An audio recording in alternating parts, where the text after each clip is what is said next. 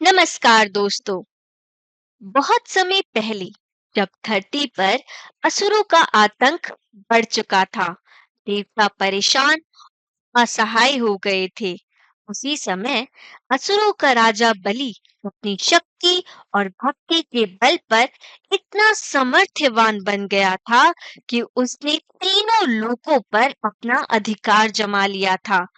देवता इंद्रलोक से वंचित हो गए और बलि पूरे गर्व से घोषणा करने लगा, अब तीनों लोकों का स्वामी मैं हूँ।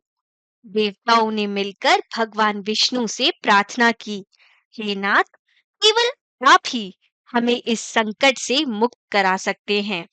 भगवान विष्णु मुस्कुराए और निश्चय किया कि वे इस बार अनोखे रूप में अवतार लेंगे।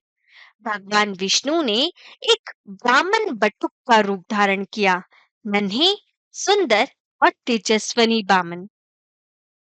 सिर पर जटाजूट, हाथ में कमंडल और चमकती आंखें।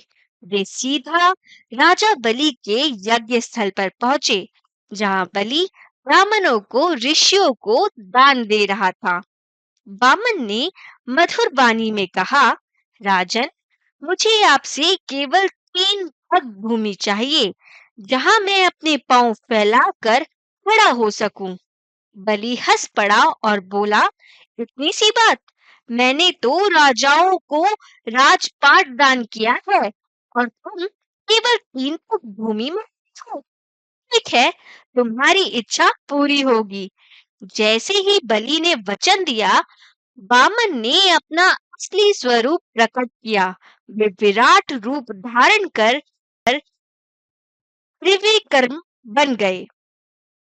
पहले पग में उन्होंने पूरी पृथ्वी नाप ली, दूसरे पग में आकाश और स्वर्ग को माप लिया, तीसरे पग के लिए कुछ शेष ना बचा। भगवान ने बलि से कहा, राजन, इस कहाँ रखूं? बलि ने विनम्र होकर कहा, प्रभु, तीसरा पग आप मेरे सिर पर रख दीजिए, यही मेरा समर्पण होगा। भगवान विष्णु ने प्रसन्न होकर उनके सिर पर पांव रखा और उन्हें पाताल लोक का राजा बना दिया। बलि की भक्ति और दानशीलता से प्रसन्न होकर विष्णु जी ने वचन दिया कि वे स्वयं उनके द्वारपाल बनकर सदा उनके साथ रहेंगे। तो दोस्तों, इस कथा से हमें ये सीख मिलती है कि सच्चा दान वही है जिसमें अहंकार ना हो। शक्ति और साम्राज्य स्थायी नहीं होते, पर भक्ति और विनम्रता अमर होती है। भगवान के सामने सबसे महान भी सिर झुकाता है। अगर आपको यह श्री विष्णु जी की वामन अवतार की कथा अच्छी लगी हो, कृपया इस वीडियो को लाइक, शेयर और सब्सक्राइब जरूर करें, ताकि और भी दिव्य कथाएं आप तक पहुंच सके।